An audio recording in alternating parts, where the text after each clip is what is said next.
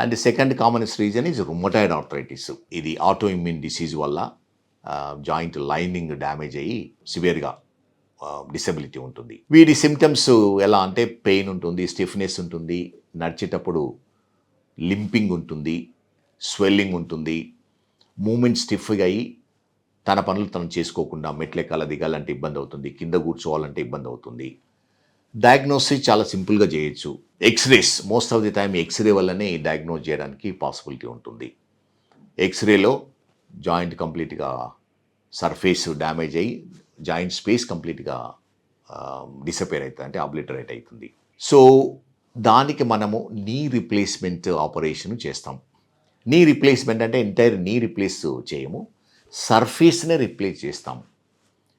Surface replace చేయడం వల్ల ఏమవుతుందంటే డిఫార్మిటీ కరెక్ట్ అవుతుంది, మూమెంట్స్ బ్యాక్ వస్తాయి, నొప్పి కంప్లీట్గా క్యూర్ అవుతుంది.